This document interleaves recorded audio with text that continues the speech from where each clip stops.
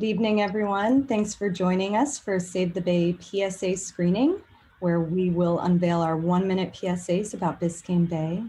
I'm Danielle Bender, the Cinematic Arts Manager at Oolite Arts, and I want to welcome you to tonight's program. And we're going to start with a quick land acknowledgement. Oolite Arts would like to acknowledge the Seminole and Miccosukee peoples as the current and ancestral keepers of the land we work on and their connection to land and community. We pay our respects to the Miccosukee and Seminole tribes and to the elders, both past and present, including the Tequesta and Calusa tribes. At the start of this pandemic, Oolite Arts launched our first public service announcement contest, which was called Masks Up. And we called for filmmakers to submit their ideas to encourage mask wearing in Miami-Dade County. The campaign was pretty successful. Unfortunately, we still need to use it. And so we decided to do a second one with a subject that's near and dear to so many of our South Florida hearts. This PSA series is really a meaningful way for our artists to have agency in the community topics that affect their day-to-day lives. And I think none are more present than Biscayne Bay and its resiliency. We received a ton of submissions for this particular call, and ultimately we were able to fund 5 winners who went on to film the proposals that they submitted. And we also funded 5 honorable mention proposals. 3 of them decided to make their PSA, and we'll be screening those 3 honorable mentions and 5 winning PSAs tonight. I want to give a couple of quick shout outs. First to the Wolfson, Florida Moving Image Archives, who provided archival footage to several of our filmmakers. Longtime supporters Lynn and Louis Wolfson II Family Foundation for their generous support of the program. And of course, Miami-Dade County. So I want you to stick around after the screening. We're going to be in conversation with the filmmakers, and I'm going to co-moderate with Miami-Dade County's Chief Bay Officer, Irela Bague. We're also going to be kicking off our voting for our People's Choice Award. Between tonight and August 12th, you're going to be able to cast your vote for your favorite PSA, and we'll announce the winner on August 13th. That filmmaker is going to receive a cash prize of $1,000. So you can impact one filmmaker receiving an extra $1,000. So before we begin tonight's program, we have a pretty special message from our amazing Miami-Dade County Mayor, Danielle Cava.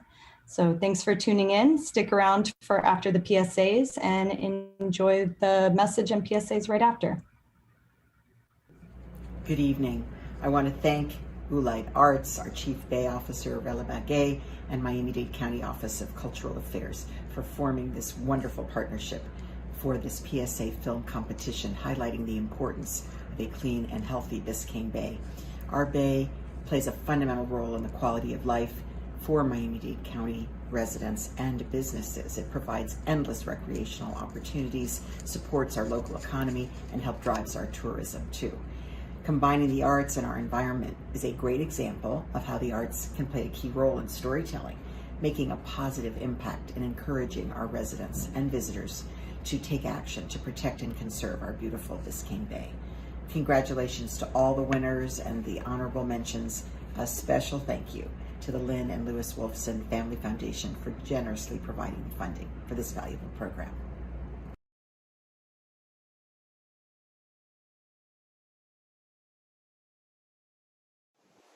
Hi, my name's Nicholas Quintiros. My PSA is called People of the Bay. It's the story of my grandparents, how they found Biscayne Bay when they got here from Cuba, and what they have seen over the years. Miami is one of the most breathtaking cities in the U.S., but despite its beauty, its bay is under threat. My grandparents tell stories about the beauty of the bay. Back in 1961, when we first arrived to Miami, we used to go to Elliott Key, and we can see our toes underneath the water. It was beautiful, it was gorgeous, we enjoy it very, very much. There are many threats to Biscayne Bay, most of which are caused by human impact. I am really sad to see what has become of Biscayne Bay. It was so beautiful when we came here, and now dead fish, dead manatees. Our generation's really determined to fix the problems that previous generations left us. The future of the Bay is in our hands. Let's engage our local representatives and treat Biscayne like it's our backyard. Let's save the Bay and keep Biscayne beautiful.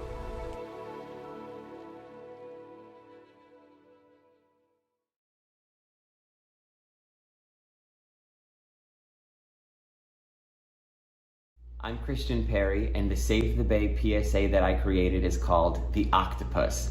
My hope is that it helps people, especially kids, fall in love with Biscayne Bay and all of the little critters that live there.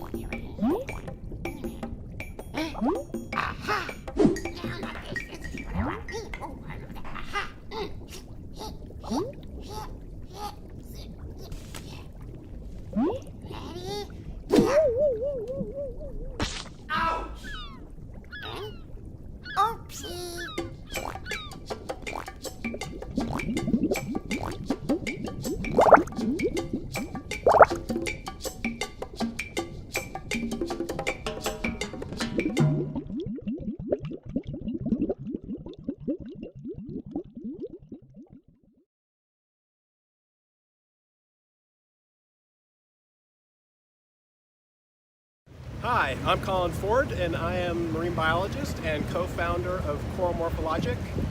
And my Oolite Saves the Bay PSA is called Keep the Plastics at Bay, recorded over the past year live from the Coral City camera underwater in North Biscayne Bay.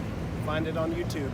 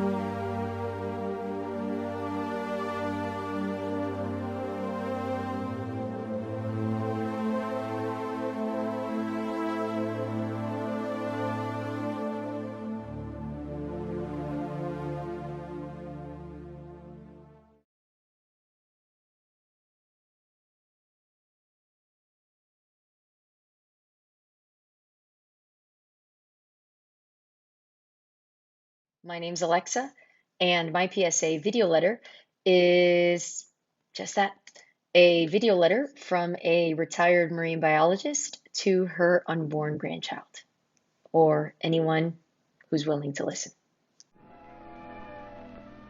It's always ourselves we find in the sea. I've spent most of my career underwater researching seagrass habitats in Biscayne Bay. These tiny plants form massive meadows that stretch across the floor of the bay and function as the lungs of the sea.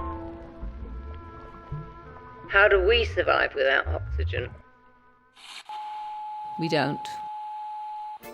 Chemicals, grease, fertilizers, plastic, litter, sewage.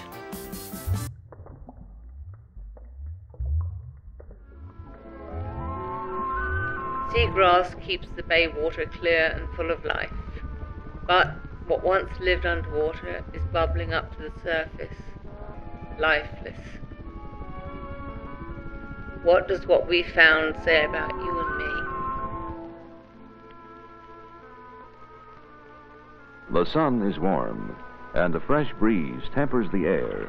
Even the children are able to know the excitement of entering the strange blue-green world that exists beneath the surface of the water. My name is Shireen Rahimi. I created this PSA with my co-creator Max to remind us all that Biscayne Bay is a part of all of us. It makes our lives more beautiful and it supports our livelihoods.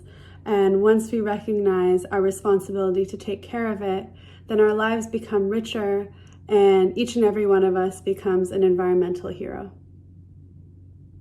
On a cloudless day, Off the shores of Miami, a scientist prepares for a research dive documenting the beautiful underwater ecosystems of Biscayne Bay.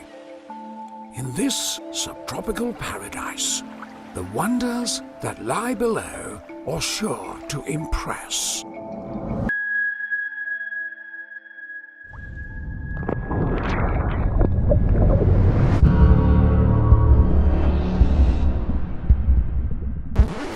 What happened to the bay? The bay lives and breathes, just like we do. When we treat it badly, it dies. But when we treat it well, it thrives.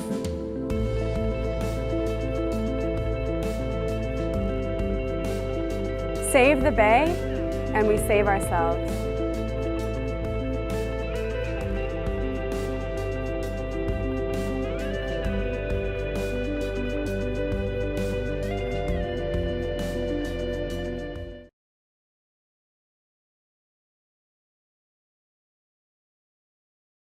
Hey, my name is Jamie Gershon, and along with my cinematographer, Andres Ramirez, and our star, Gino Michel, we made a Save the Bay PSA called Captain Baywatch.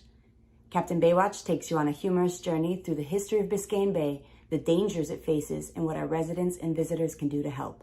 Enjoy. In a world ruled by nature. I'm Captain Baywatch. I love to party, and I love the bay. Before this place was known for spring break, it was a swamp. As our city grew, we did some serious damage to this place we call home. And things are only getting worse. Facts. Freshwater's at risk, and our coastlines are in danger. Sounds like a government problem. Bruh, it's everybody's problem. Pet waste, it gets into the storm drains and ends up where we swim. Ew. No bueno. Just pick up the poop. Hey homeowners, chill with the fertilizer. Those chemicals run into the waterways and straight into the bay. A fish massacre. Oh mon Dieu, it's all connected, my guy. When you're out on the bay, don't mess with the animals. And come on now, just throw out your trash. And if you don't know, ya tú sabes.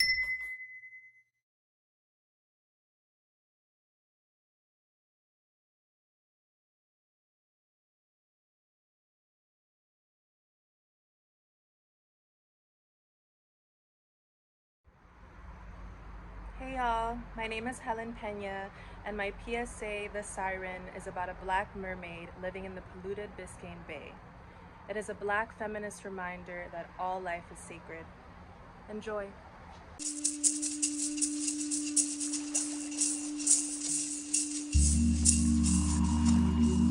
Once upon a black blue sea lived a magical mermaid where the souls of the dead would go. The living had emptied themselves, built a sinking world on bones, and poisoned everything, even the water they drank. One day, the mermaid had enough. There was too much death to carry. She wept, and her tears they drank. Who will protect precious life? Become mangrove, unpoison the people. It's you, it's you, it's you.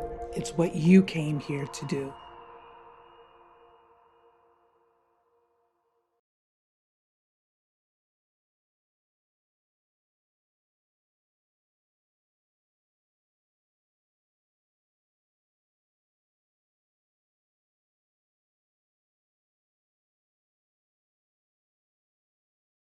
My name is Millie Cohen, and you're about to watch Save the Bay, an animated PSA to inspire people to protect Florida's natural waters, informed by a quote said no better than Albert Einstein himself.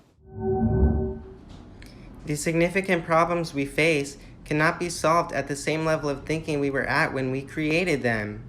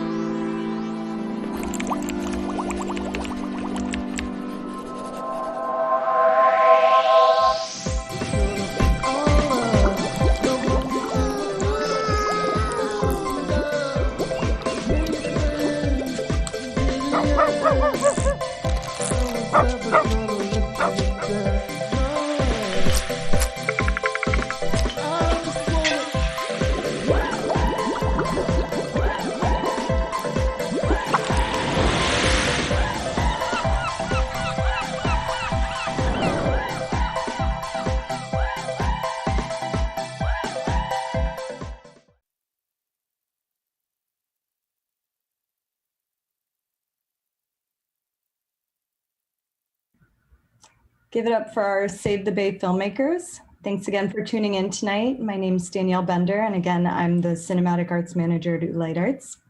Thanks again to the Wolfson Moving Image Archive, the Lynn and Lewis Wolfson II Family Foundation, and Miami-Dade County. Tonight, I'm joined by Miami-Dade County's first ever Chief Bay Officer, Irela Bague. I'd like to ask Irela and our filmmakers to join us on screen. We have Christian Perry, Colin Ford, Alexa Caravilla, Jane. So like to shout out two of the filmmakers who couldn't be here today, Shireen Rahimi and Nicholas Kintyros. Obviously with this being virtual, we can't hear our audience, but I'm sure that we have everyone doing a virtual round of applause in the chat. So please feel free to keep it lively, and the filmmakers will definitely catch up on the chat post-event. So I want to really quick have everyone go around. I know we had our video intros, but if each of you could just introduce yourself by name and tell us which PSA was yours. I'll start with Alexa. Hi, my name's Alexa.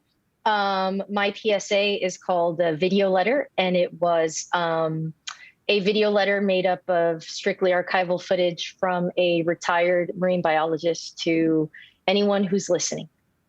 Okay, we have Christian next. Hi, my name is Christian Perry. My PSA was the octopus, or I guess I should have called it the socktopus because it's a sock puppet octopus. And my objective was to create some enthusiasm for the animals and the critters that live in Biscayne Bay. Awesome. Jamie? Hey, I'm Jamie Gershon, and my PSA is Captain Baywatch.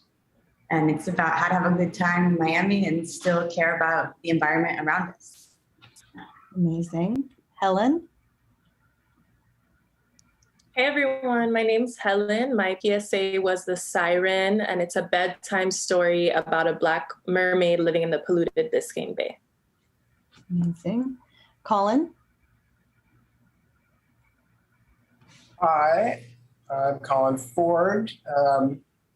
My PSA was done through the Coral City camera, and 99% of the time when you watch the Coral City camera, there's not a lot of plastic and there's not a lot of trash, and it's very heartwarming most of the time. But occasionally when we see trash, you can see it in the comments. Since it's a live stream on YouTube, people react really, everyone sort of has a visceral reaction when you see the trash, and it's a constant reminder of everything that sort of goes down the drains here in Miami, winds up in the bay. And so even if we're not seeing it up top, the fish have to live with it. So it's kind of a little depressing to see the trash, but also keep in mind that that's just like, we don't usually see that much trash. So there's good in with the bad. It's not all doom and gloom.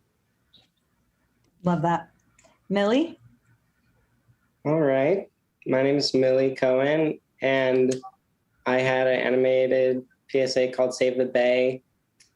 And it is meant to inspire each other to, work together to bring the bay back to life, while also knowing that we have experts such as like scientists and marine biologists that we can depend on for information on what we need to do. So as long as we work together, we can do this thing. It's not too late. Love that. So let me just tell y'all how we're gonna do this. We have a couple of questions that I'm gonna ask everyone. We'll go around, and then I have some individual questions, and Irela has some as well. So first thing I'd love to know from all of y'all, when making a PSA, because y'all are not PSA makers, you're all filmmakers. When making a PSA, what was the thing that you enjoyed the most about your process, and what was a challenge that you encountered while making this? And we'll go backwards. So we'll start with Millie. So the most fun thing and then the most challenging thing. Sure. Okay, so I guess the most fun thing was, I guess I start off doing research. I'm inspired by certain videos. There was a powerful commercial by Edge Sawyer for NYC 25 by 25 transportation alternatives, and I kind of tried to use the same like visual language of this video with text in the center, and I was able to use my work in a way that just kind of spoke towards this information that I think would be helpful to people that live in Miami and are also traveling to support and revitalize the Bay. And I feel like it, along with that, the most challenging thing was probably trying to keep things very simple with text and just very short and to the point, getting the point across in a way that really gets people to understand quickly and clearly what is going on and what we need to do, because there's just a minute of time and we got to say this thing. So I hope I did a well enough job of that. Thank you. Directives are really important. Thank you for that. Colin, most thing that you like the most about this process and biggest challenge? So it kind of started from, there was kind of this moment on camera where I used the clip at the end where there was a piece of sargassum and it was like stuck inside of a plastic cup and the fish are like trying to eat the seaweed. They don't understand that there's like a cup and it's floating around the current, and it kind of reminded me a little bit of that like really cliched scene in American Beauty of like a plastic bag. But, it's amazing how our perspective changes in 20 years where, you couldn't do that. I mean, thankfully, where they managed somehow in the 90s managed to derive beauty out of a plastic trash bag. And so that's kind of where it started from. But I realized that just watching like a minute of these fish chasing around the plastic cup, it wasn't, didn't really hold your attention as much as it held mine the first time I saw it. So then I went back through an archive because I've been making these videos on the Coral City camera. I've made about 15,000 videos over the past 18 months, where mostly it's just of all the different fish that I see. And if there's like really cool species and moments, but occasionally we get trash.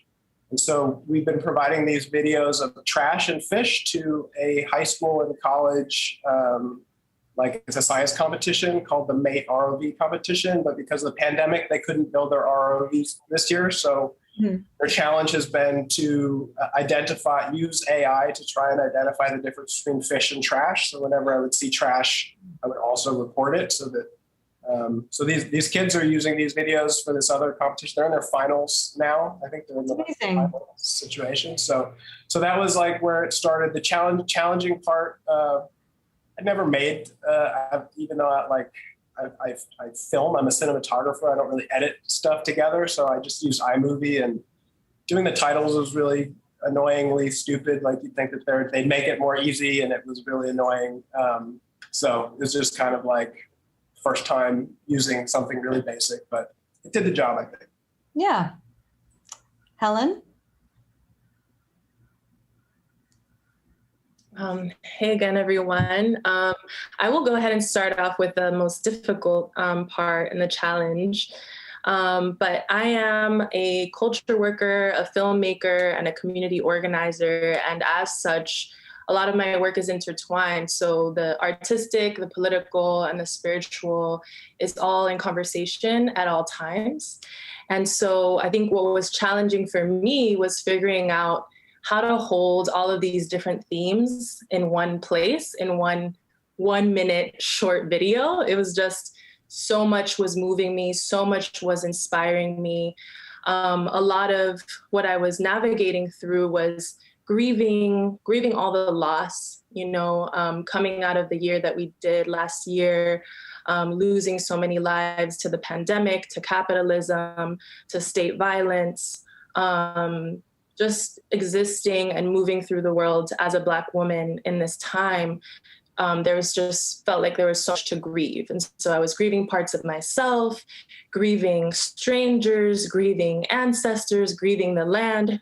And so in addition to navigating with all of these different themes and concepts, it was also honestly an emotional journey. And I allowed myself to go there. Like I said, a lot of my spiritual practice is involved. And so listening to the ocean, listening to the water spirits, and being in that place just really took me through an emotional ride. And so it was like, how can I channel sadness and grief and all of these really heavy themes into one short 1-minute video without it being too sad, So that was my biggest challenge. But on the flip side, the most beautiful part of it was, and the part I loved the most was, I was able to pay and contribute to bringing together a crew of Black women artists, and just bring us into a place of ritual, into a place of healing.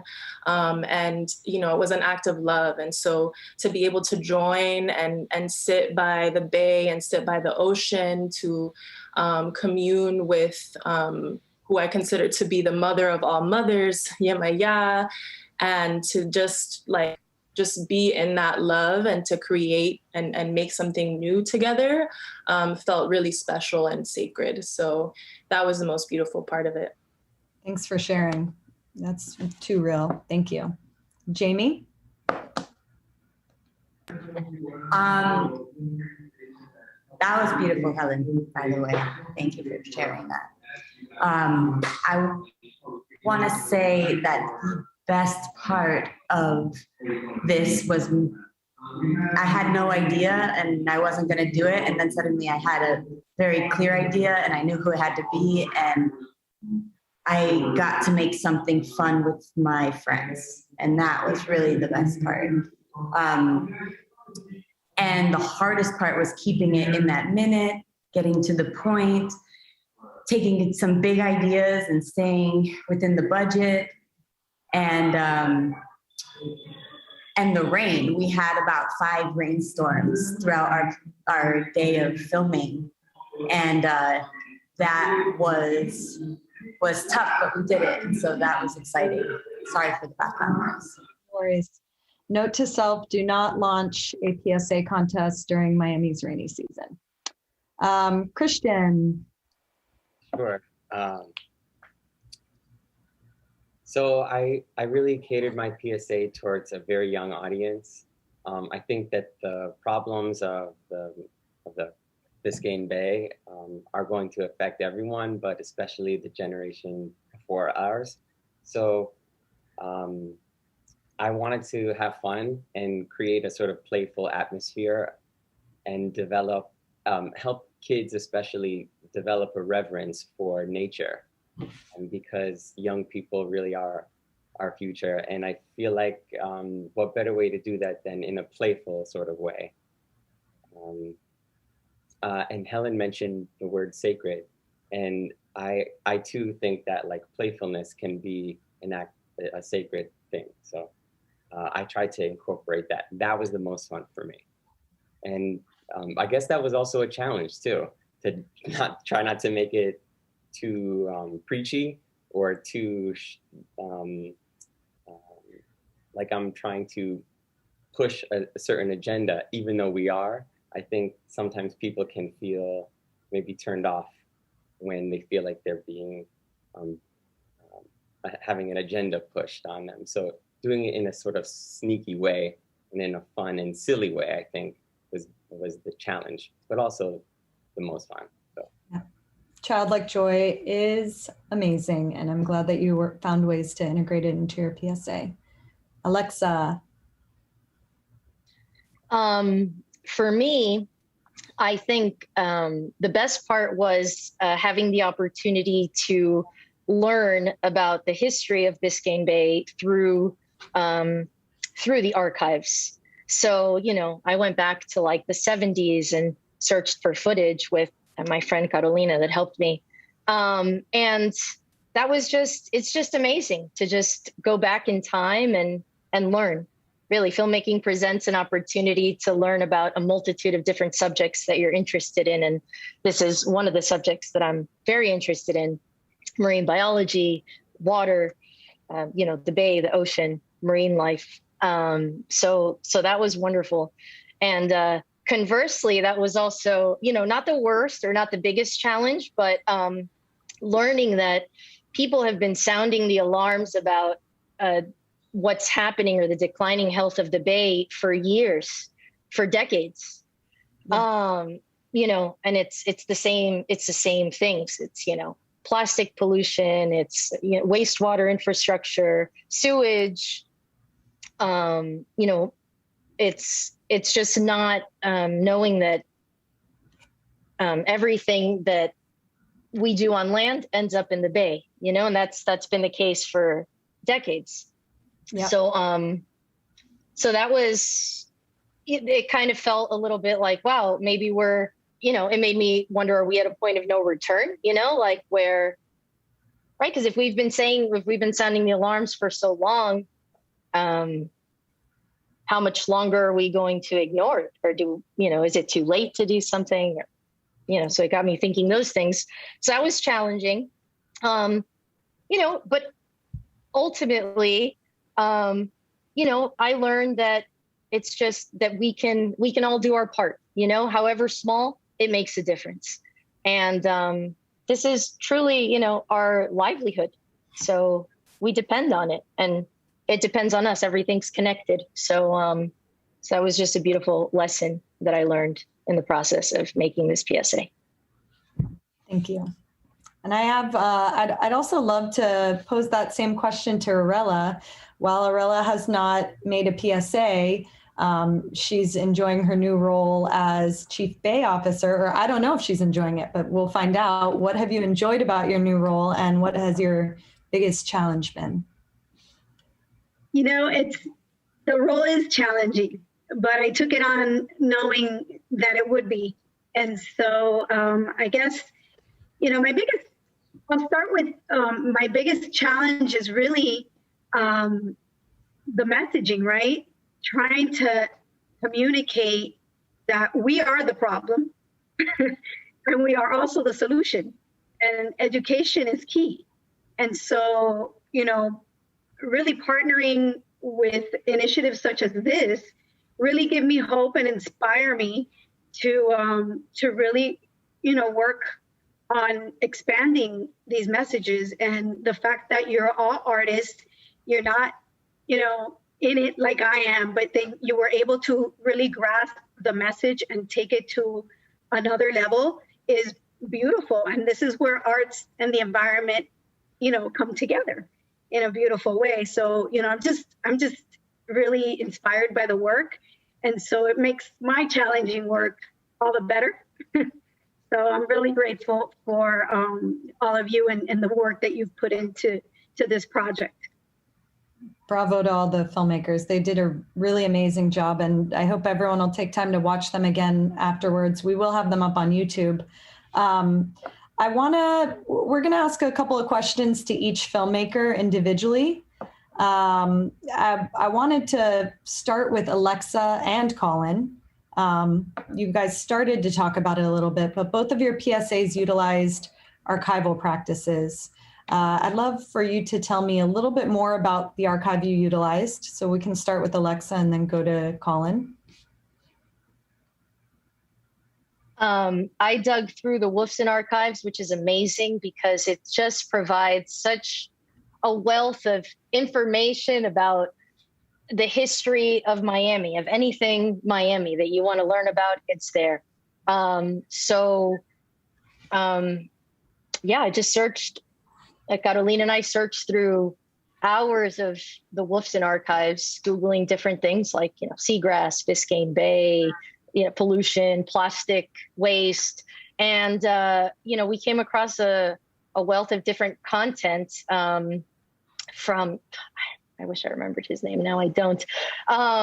But, news interviews, conferences, underwater footage. So just lots of footage that was really helpful in helping me build the narrative for this piece. And what's the strangest thing you found? Oh, that's a great question. I found it, I don't know that it's the strangest thing, but it was the coolest thing. It's some it was like an instructional, it was an instructional video about fish. I'll send you the link. It was awesome. It was awesome.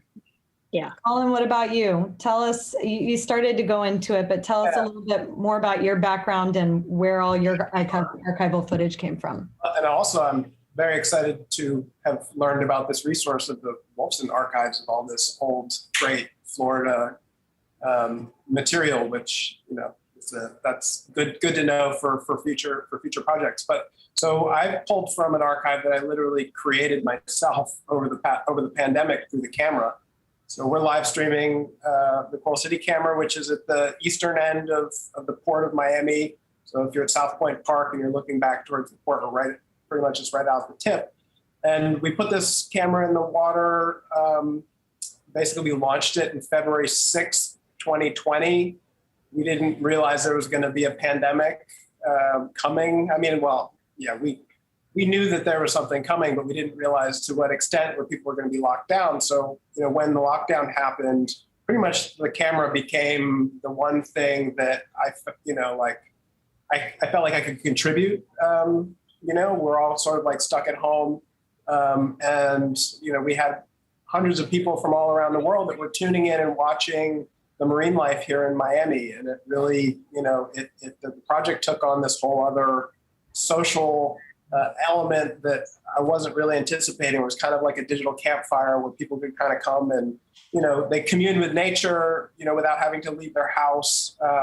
It's a really non-invasive way to enjoy nature. Like one of the things I love about watching the camera is the fish swim at the camera, which, whenever you're underwater, you're trying to film fish, they're always trying to swim away from you. So there's like, it feels like it's, we're have like a little spy camera. We're watching this whole, like the city of life that's happening underwater. And so I just started making all of these little clips. And so we post them on Instagram. We do make social media out of kind of like the best clips of the day. Like I have thousands of hours of them. I have like 8 terabytes of video of just these small clips, like 15,000 clips. And but likewise, like it's an archive and I want them to be utilized and I want, researchers, there's so much interesting. I mean, to be honest, I don't think that anyone has ever monitored a location on a coral reef as much anywhere in the world as we have this past year right here in Miami. And so, it's kind of exciting to have this technological infrastructure where we could do it. And, so there's a lot of, I hope that there's people that can make benefit of these videos. Funny that you say that. Someone left a comment that says you can actually submit your Coral City camera footage to the Wolfson archive for archival. Oh, cool. Yeah, sure. That would be great. So if you wouldn't, on a hard drive. If you wouldn't mind, Colin, just spell out to people where they can check out Coral City Camera. Sure. Yeah. So if you can go to coralcitycamera.com, but you can also just search for Coral City Camera on YouTube. After this, it's streaming 24/7. If you watch it from YouTube, you can participate in the comments. So people that like to comment, there's people from all around the world that are watching. So you can watch it from anywhere on YouTube. And we have social media sites, so you can find us on Facebook and Instagram and Twitter. You can find the Coral City. Very entertaining follow. I highly recommend everyone follow them. Thank you. Not Alexa. I keep on calling on Alexa. Jamie. So Jamie, unfortunately, the space she's in turned the lights off on her. So we have Jamie in the dark. But Jamie, your PSA, when you sent in your proposal, for the audience to know, we don't receive completed proposals. We get a written proposal, and then the artist makes them after they're funded. So Jamie, you cited the American Airlines safety video as one of your main inspirations. Talk to us a little bit about that, because I'm obsessed with that safety video. Me too. I loved the video. I just thought it was like all these mirrors and this flight attendant walking, and it was, I mean, if you've been on a plane, you know they give you the like hand motions and everything, but American Airlines came out with this video that was insanely creative, and it wasn't one take, but it felt like a cohesive theater performance. And so I wanted to do that. And then I realized it was gonna be harder to do it in one take than to make it feel like one take. So, we rehearsed the lines, and we tried to add it was a way to add like props and be playful about the props instead of trying to be so seamless. Showing the hands and the mime hands, the green screen and the blue screen hands allowed us to change sets and engage with our main actor, Gino, who was awesome, and just like play off of the environments. We called them the Bayoflagers because they were they were the Bay hands. I really wanted to see what we could do in that realm, because I thought this is a really important issue, and how do we reach all sorts of people, not just the people who already know it's an important issue, right? And it feels very cohesive and very adaptable to anybody to watch. And that is really my goal. Like, how do we get some Creole in there? How do we get some Spanish in there? How do we talk to homeowners and people who want to party and people who just want to go for a picnic at the bay? And it's mind-boggling to me when I see trash everywhere. Like, it's mind-boggling that the dump trucks, trash flies out of the dump trucks. Like, what's the point? It's like you go to the beach for an environmental, peaceful time, and then you leave I've seen people dig holes in the sand to put their trash. And it's like, how do we create a connection in that gap, in that disconnect? So I always think the way to reach people is through humor. And so that's what I tried to do. And I know you're muting. I did have one question from the audience for you. Someone asked, what kind of camera did you use for Captain Baywatch? They're just curious. If you want, I know who the person is. So if you remember and you want to email me, I can email them. I think we used the red.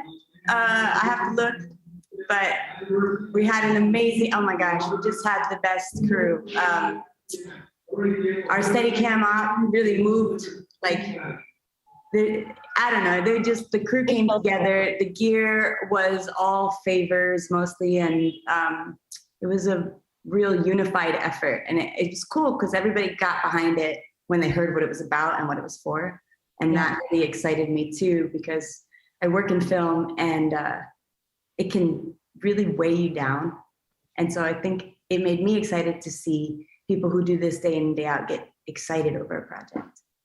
That's amazing. And I also encourage everyone, we've been putting everyone's social media following info in the chat. So if you want to check out, Jamie posted some pictures of behind the scenes so you can see that it truly did take a village to make this PSA. I'm going to go to Christian next. So Christian, you have a puppetry series, which you shouted out in your PSA, and you used recycled materials as the primary medium. So tell us a little bit about the octopus. How much recycled materials did you have to collect to make a production like this? Sure, yeah. So I use a lot of like found objects and garbage, and I sort of like paint them and repurpose them almost like kids' crafts and reconstruct a little puppetry set essentially. And I think that it generates enthusiasm for found objects and repurposing or what we might call upcycling, not necessarily making it have a utilitarian use, but a sort of beautiful piece of art that was once formerly an old, broken basketball or something. So I like to incorporate that in the videos that I make. And for the octopus, I actually used some stuff that I found on the beach. Oh, wow. Not Biscayne Bay, but yeah. Unfortunately, yeah, I used bottle caps and stuff like that, painted them, repurposed them, and just assembled them in a big 3-dimensional collage type thing. So, yeah. Amazing. Next, I'm gonna go to Millie. Never really thought about crabs having butt cheeks until I saw this PSA. So thank you for making me aware that crabs have butt cheeks. Yeah. Your PSA was our only animated short in the bunch. So talk to me a little bit about your process. How much time goes into a 1-minute animation? So it kind of like can take a really long time. It can also take like a faster amount of time. I did actually kind of struggle with that. I had to like shout out to like my coworkers at Starbucks for covering my shifts for certain days so I can really grind. I think like for animating, it's really smart to like know how you're gonna go about doing something. So definitely the pre-planning or pre-production process is kind of important. And I really try to like kind of minimize what is going to be on the screen. If you watch it, you'll notice like a lot of the characters or things on the screen are kind of like close up, so that there's not as much background or like things going on. Yeah. And then there's like 3D software and stuff that takes a little bit longer than just making a little drawing sometimes. But I had a lot of fun also experimenting and trying new things. Yeah, it came out amazing, and I'm obsessed with the flowers, of course. Thank you. And the crab's butt. Butt cheeks. Last but not least, Helen. So in your introduction, you said that the siren is a Black feminist reminder. Can you tell our audience a little bit more about why you came up with this concept for the PSA? Yes, of course. I can tell you a little bit more about the practice of Black feminist storytelling. I mean, quite literally, the subject is a Black trans woman, and that is a protagonist. She is the mermaid. And so there's that, but then also there's the subject matter of just interrogating Black women's relationship to the Atlantic Ocean, and really sitting with our history and how we got here as a people. And so for those of us of African descent who were stolen from our homelands and transported across the Atlantic Ocean in chains, the Atlantic Ocean and the Biscayne Bay, as a part of that, it serves as both this like mass grave, but also as the precedent to new life, like where new life starts and where it's born. And so as Black women, we feel that, and it like deeply pulls us to its bone. And then there's also the fact that we're living in the settler colony of the United States that was created by stealing land, stealing life, and stealing people. And we're living in the aftermath of that, right? So the making this was really sitting with that and like listening to that and what that actually means. And so this living in this settler colonial project, so much of the work that it does is to try to erase those memories, to try to erase and suppress those histories, and to numb us and keep us at the surface, keep us at this surface level, living the day-to-day, just going about our lives thinking that nothing can ever change and this is how things are and the world is ending and that's it, you know?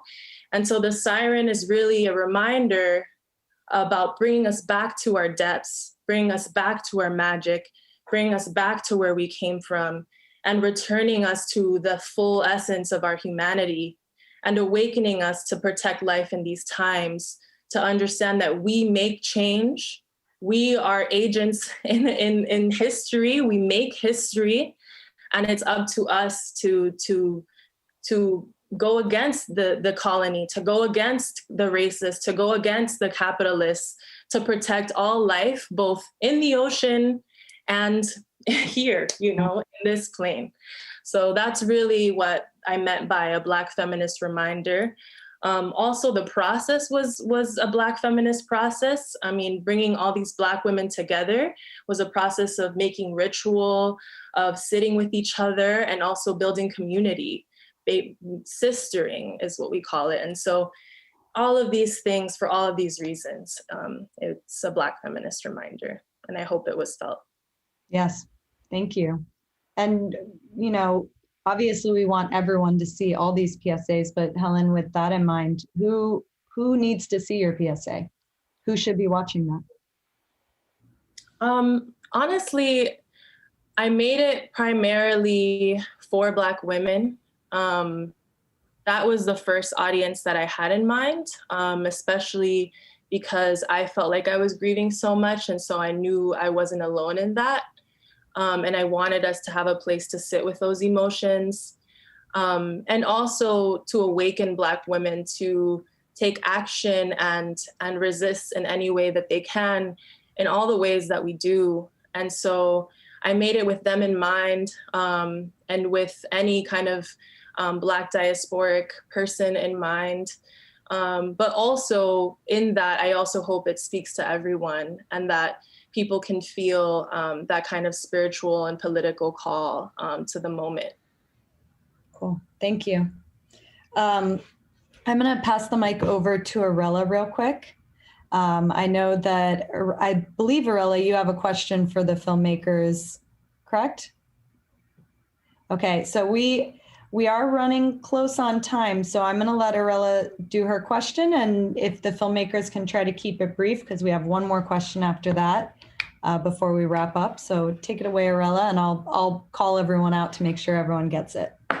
Thanks, and it's kind of sort of been answered, but I'm curious to know what, from the subject matter that you had to deal with, what really was the inspiration to create that point of interest, that point of view, from what you gathered from the health of our waterways in our bay? So we'll start with Millie.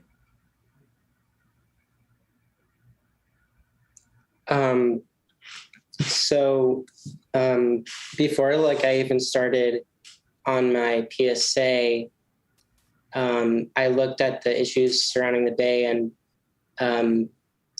I thought of this quote from Albert Einstein that says, and I said in my intro, or he said it, actually, that wasn't me. And I said, the problems that we face today cannot be solved with the same level of thinking that we had when we created them. And that was something that I don't know if I was able to illustrate, in the film, because it is kind of like, with that short amount of time, I can't really say something that crazy. I don't know. I didn't say that specifically, but I had that in mind when working on it, and just trying to, convey that, and having that in the back of my mind while working on it.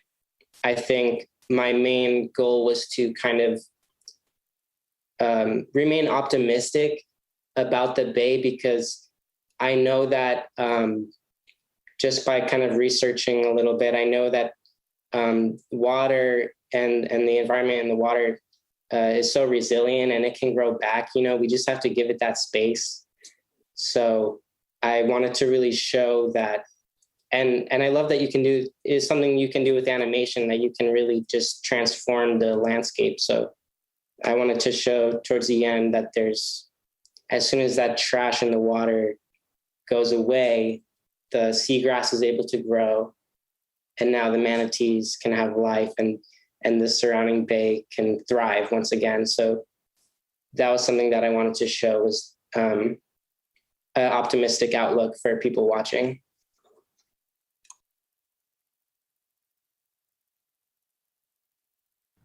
Sorry, I was on mute. Colin.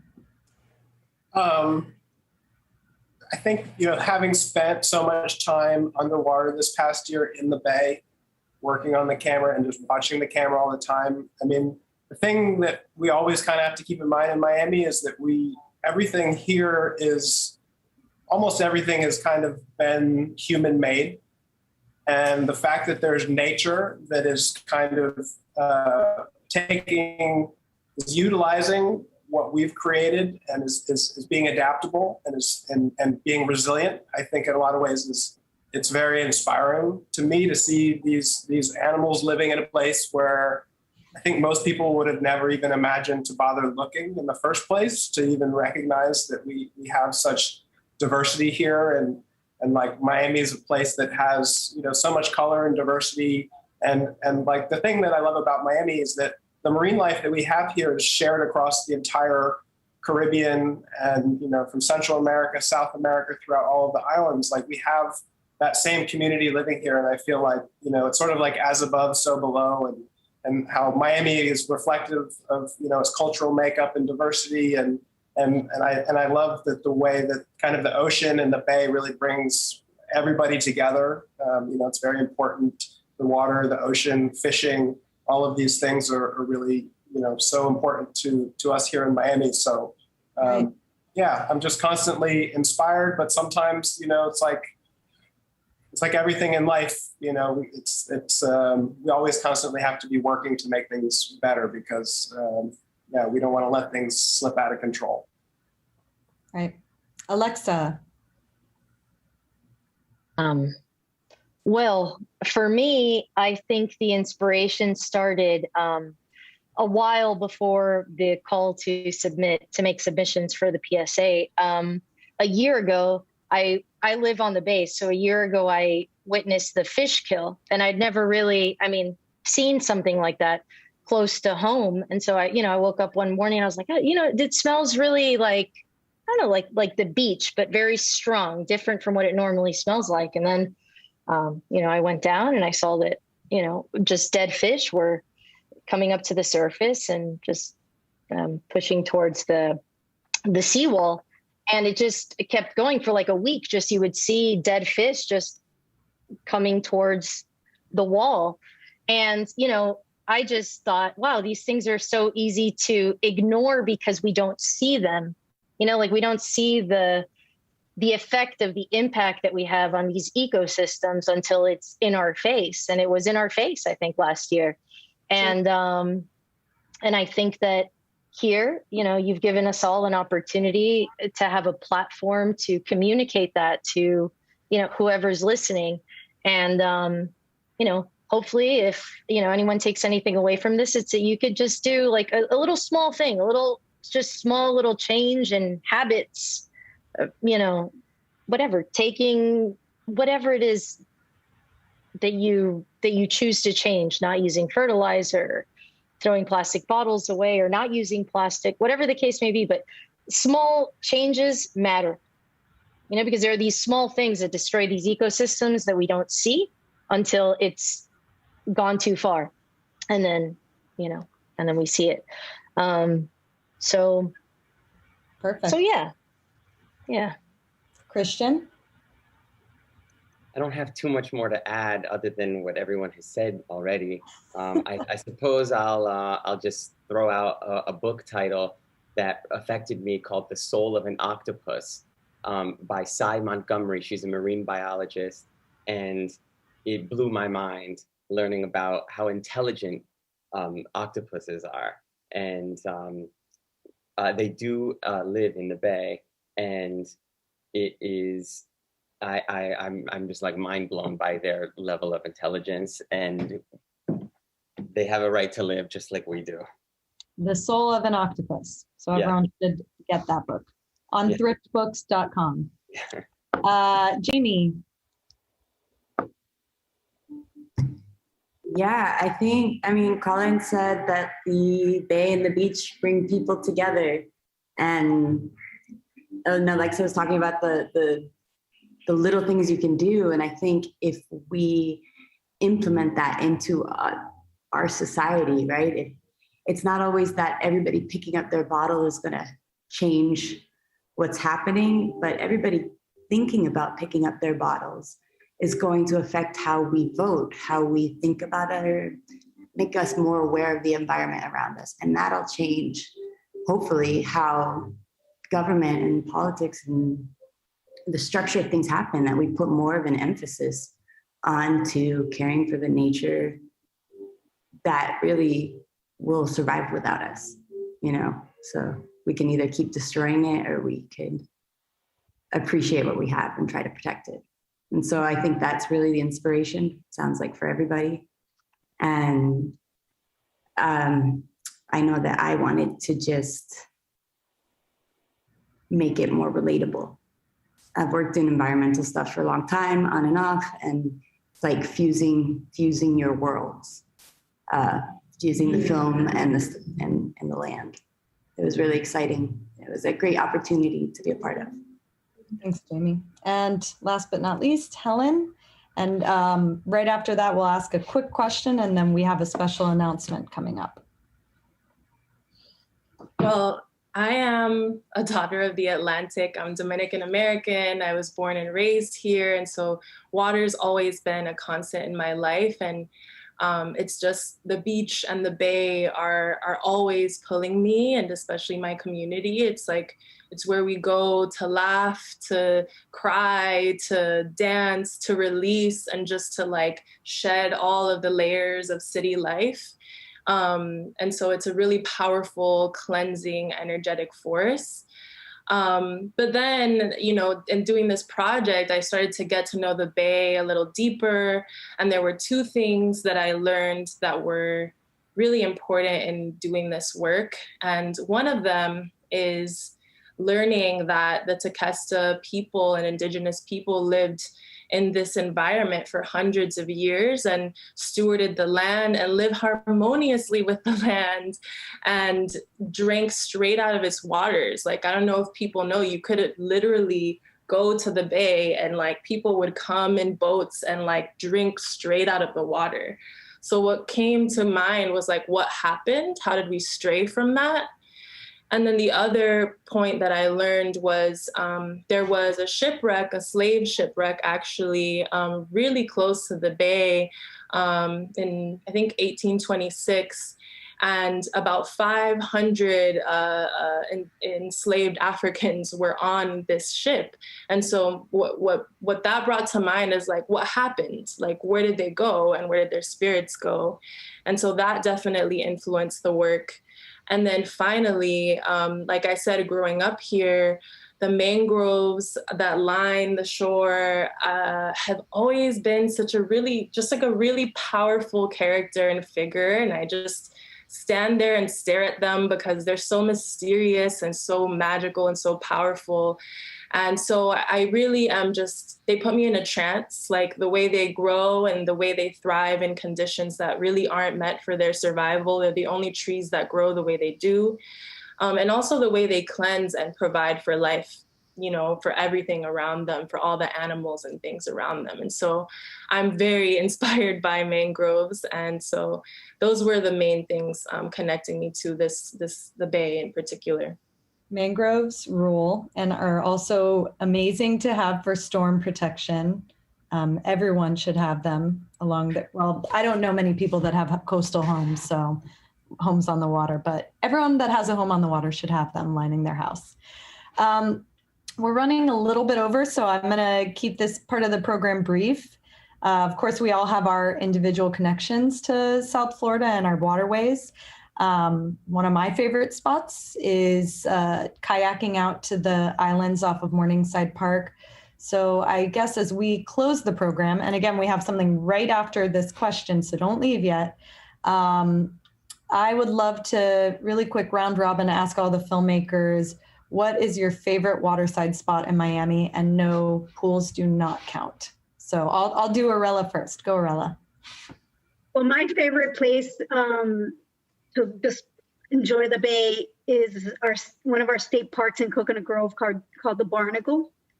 And it's kind of appropriate that we're celebrating 125 years of the city of Miami's birth, or officially, not the birth, but officially becoming a city. And so it takes me back to what it would have been like to be one of those early pioneers in the city when I go there and I reflect. So it's one of my favorite places on the bay. Millie? There's like a motorcycle. Okay, sorry. I really like in Key Biscayne, there's so many small and like kind of secluded areas where the water is really shallow and you can kind of just walk around and even like sit down, like crisscross applesauce in the water. And I think it's really chill. And I feel like because like, I don't know if they're like public beaches, but like sometimes you can go off the side of a bridge or something and Key Biscayne and stuff. And like, you'll find fish and you'll find people hanging out too. And like, sometimes they get naked and I just to mention that because like you can do that, you know, like I feel like it's fun and it's private. So that's one area that I appreciate. Oolite Arts is not endorsing people getting naked in public. Well, maybe we are. I don't know. Maybe we are.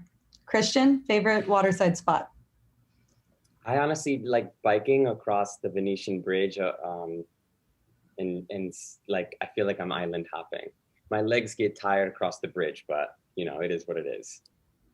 Love it. Jamie? I love paddling off of Morningside in Olita and just through the mangroves and stuff. In Olita, they have the little path. It's really incredible. And you can go out to the main part of the bay, and it's a pretty impressive place. Olita is a really special place. Actually, I wish I could do a poll because I really don't know if it's Oleta or Olita. So I was thinking that as I weigh in on the chat. Is it Olita or is it Oleta? Just curious. Helen? Virginia Key Beach, for sure. I go there at least once a week. It's the historic beach. And it just has a really rich history and it's beautiful. It's one of the only natural beaches, and you can go kayaking. And so that's definitely a favorite activity. See some manatees, maybe a dolphin if you get lucky. Love it. Alexa? It used to be Shuckers, which I think is still awesome. But just kayaking on the bay is awesome. And renting kayaks from Olita is a lot of fun. And kayaking from there is a lot of fun. Colin, I'm imagining your favorite spot is Coral City Camera, but my favorite spot is actually South Point Park. There is a section near the dog park where there's kind of like a cutout. I think maybe it used to be where the pilot boats were decades ago. There's like a bench, basically. You can sit there right at the corner, and there's always a school of fish, and it's probably, without question, the coolest public park bench in the entire United States without even a second thought. It's like a little private, little public aquarium. You can just hang out, and the fish are just hanging out there, and you'll see manatees and stuff. And yeah, and the walkway is really cool at South Point Park. You can see 125,000-year-old coral fossils in the walkway. There's some really beautiful rain coral fossils. So it's South Point Park for sure. Now everyone in the chat knows where in Miami to go visit to be by the water. I want to thank everyone who's here tonight. Make a couple of announcements before you log off. Make sure you're on our mailing list if you're not already, because we're going to be sending out an email with information on a cleanup we're going to be doing, I believe next week. Also instructions on how to get 1,000 Eyes on the Water certified to be able to report pollution and dumping by construction companies and just waste spills. And excitingly, you can also vote for the People's Choice Award. As a reminder, the winning filmmaker will receive $1,000, and we'll be announcing that on the 13th. As an additional award for the 5 winning applications, we've donated $200 each to Miami-based eco organizations of their choice. So you can check that out. And last but not least, thank you again for all the filmmakers for being here, for sharing all your wisdom. I do have my colleague Esther Park, who should be joining me any second now to make an exciting announcement. And bye to all our filmmakers. Oh, look, Esther has footage from the Coral City camera behind her. Hello, reporting live from underneath the water. First off, thank you, Danielle Bender, for being an amazing leader in our cinematic arts program. And of course, this was near and dear to her heart. We actually dragged her on a kayak for the commercial for this promo video. And she was like, oh yeah, I go kayaking all the time. So we're like, perfect. So Danielle, thank you so much for all the behind the scenes hard work. To all these amazing filmmakers. Alexa, Shuckers is also my favorite. So thanks for letting the entire world know. So now there's gonna be a long wait. It's already 2 hours to get a table. And Irela, thank you so much for being, I guess, the one and only Chief Bay Officer, which I think is the coolest job in the planet. And you being a part of our city is only going to make our city much better. So thank you so much to everyone involved. So the big announcement, should I get a drum roll? Do I get a virtual drum roll? I don't know. Zoom, whatever. Thought we were over this. Anyway, so we are continuing the momentum. As you know, the PSA challenge has been such a hit with our local filmmakers and creatives. So we have now partnered with the city of Miami Beach to do another PSA challenge for sustainability. So we're calling it Sustainability in Action. These are PSAs where we're calling zero waste PSAs. So there are 3 hot topics that we're asking our creative filmmakers to come up with. It's recycling, composting, and the reduction of plastic use. So applications are up. So please visit www.oolitearts.org/sustainability in action for more information. And the application is up till August 16th. So please spread the word. Tell everyone, all the winners, you can apply again. So we have an awesome commercial that talks a little bit more about the PSA.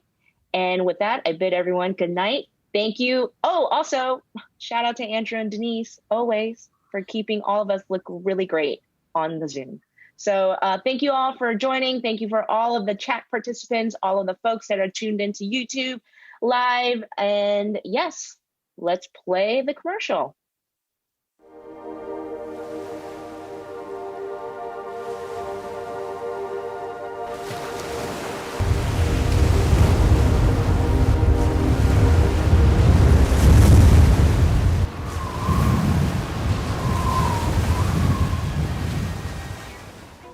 Did you know that the city of Miami Beach collects over 8,000 pounds of litter every day from the city's beaches? Sadly, you can't even do yoga anymore without seeing the ways in which waste impact our quality of life and the natural environment. The city of Miami Beach has partnered with Oolite Arts to offer Miami-Dade filmmakers $2,500 to do a 30 to 60 second public service announcement about how we can compost, recycle, and reduce plastic use in order to protect the environment. Learn more about how to submit your PSA at oolitearts.org/sustainability in action.